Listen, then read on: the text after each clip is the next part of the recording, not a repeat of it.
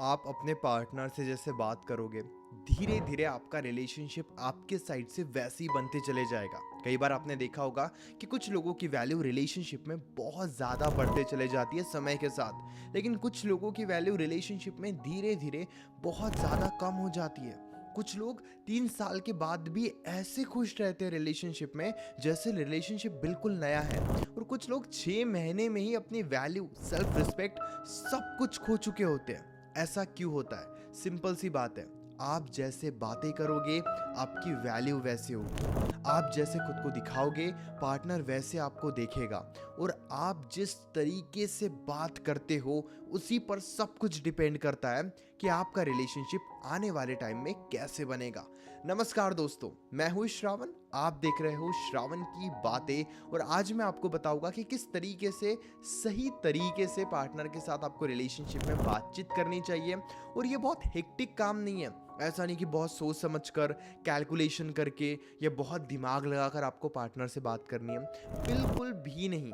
कुछ बातों को ध्यान में रखोगे और उन बातों को अगर दिमाग में रखकर पार्टनर से बात करोगे तो आपके लिए रिलेशनशिप में वैल्यू पाना बहुत ज़्यादा आसान हो जाएगा। सबसे पहली बात, हमेशा एक मूड में मत रहो। कई बार हम पार्टनर के मन में जगह बनाने के लिए हमेशा प्यार भरी बातें करते रहते हैं, थोड़ी भी अनबन नहीं होने देते हैं, और अगर अनबन होती भी है तो हम बहुत ज़्यादा डर जाते हैं कि ये क्या हो गया, अब पार्टनर क्या सोचेगा, कहीं पार्टनर ब्रेकअप तो नहीं कर लेगा। और इसीलिए हम हमेशा प्यार भरी बातें करते रहते हैं, लेकिन ये बहुत ही ज़्यादा गलत है। अगर आप हमेशा प्यार भरी बातें करते रहोगे तो एक टाइम ऐसे आएगा कि पार्टनर कभी भी आपकी प्यार भरी बातें सुनना पसंद ही नहीं करेगा। ज़रूरी है एक बैलेंस बनाना। कभी गुस्सा दिखाओ, कभी नाराज़गी दिखाओ, कभी ये दिखाओ कि आप बहुत ज़्यादा न्यूट्रल हो, अभी आपकी इच्छा नहीं है बातचीत करने की, और कभी प्यार भी दिखाओ।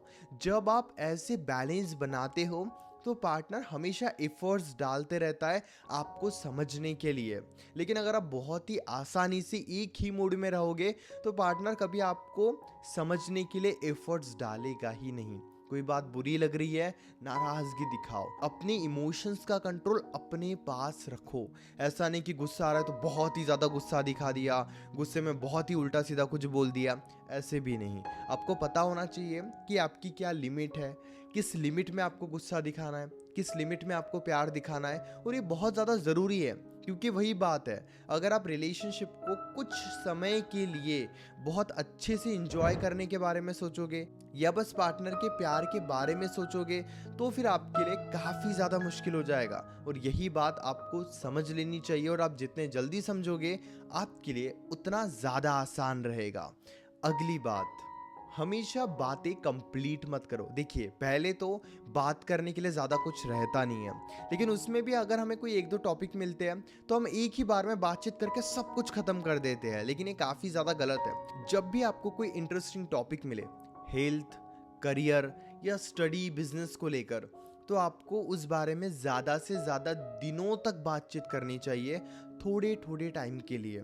ऐसा नहीं कि आपको आज करियर के बारे में कुछ बताना है और आप बस एक ही बार 2 घंटे तक बात कर रहे हो और बोर होने तक बात कर रहे हो, जिस वजह से टॉपिक भी ख़त्म हो जाता है और इंटरेस्टिंग कुछ बचता भी नहीं है। लेकिन अगर आप एक ही टॉपिक पर अलग अलग तरीके से काफ़ी दिनों तक बात करते हो तो क्यूरियोसिटी बनते चले जाती है। अगर करियर की बात है तो आप समझो कि वो क्या कहना चाहते हैं करियर को लेकर, या आप उन्हें क्या बताना चाहते हो करियर को लेकर। उस बारे में थोड़ा सोचो, थोड़ा रिसर्च करो और फिर उनसे बात करो। और ये बहुत ज़्यादा नॉर्मल है। अगर मेरा कोई फ्रेंड हेल्थ को लेकर भी मुझसे बात करता है तो ऐसा नहीं है कि मैं उससे एक ही बार में बात करके सब कुछ डिस्कस कर लूँगा। मैं भी अपने एंड से ज़्यादा नॉलेज गेन करता हूँ वो किस बारे में बात कर रहा है, हेल्थ को लेकर उसकी क्या क्वेरीज है या मुझे क्या जानना है, जिस वजह से इंटरेस्टिंग चीज़ें बनी रहती है और आपके लिए भी पार्टनर से बातचीत करना बहुत ज़्यादा आसान हो जाता है। अगली बात, सुनना सीखो। आजकल की इस दुनिया में हर कोई अपने बारे में बताना चाहता है, और यकीन करो पार्टनर भी कहीं ना कहीं यही चाहता है। और अगर आप एक लड़के हो तो ये एडवाइस केवल आपके लिए है और बहुत ज़्यादा ज़रूरी है कि जितना हो सके अपने गर्लफ्रेंड की मन की बातें सुनो, वो जो कहना चाहती है उसे समझो। क्योंकि हर बार एडवाइस की ज़रूरत नहीं होती है कि अगर आपकी गर्लफ्रेंड या आपकी फीमेल पार्टनर आपको कुछ बता रही है और आप एकदम से उसे एडवाइस दे रहे हो कि आप ऐसे नहीं ऐसे करो, तो यकीन कीजिए वो आपके साथ बिल्कुल भी खुश नहीं रहेंगे। जितना आप लड़कियों को सुनते हो उतना ही वो आपके साथ कंफर्टेबल फील करती है, उतना ही उन्हें अच्छा लगता है। इसीलिए आपके अंदर ये क्वालिटी तो होनी चाहिए, और अगर आप एक बॉयफ्रेंड हस्बैंड हो तो आपको तो सुनना आना ही चाहिए। अगर वो इमोशनल होकर कोई बात बता रहे हैं तो बस उन्हें ध्यान से सुनते जाओ, वो वैसे ही बहुत ज़्यादा आपसे अटैच हो जाएंगे। उसी तरफ अगर आप एक लड़की हो, वाइफ हो, तो अपने हस्बैंड से, अपने बॉयफ्रेंड से एडवाइस लेना सीखो। जिस तरीके से आप चाहते हो कि वो आपकी बातों को सुने, वो भी चाहते हैं कि आप उनसे एडवाइस लो।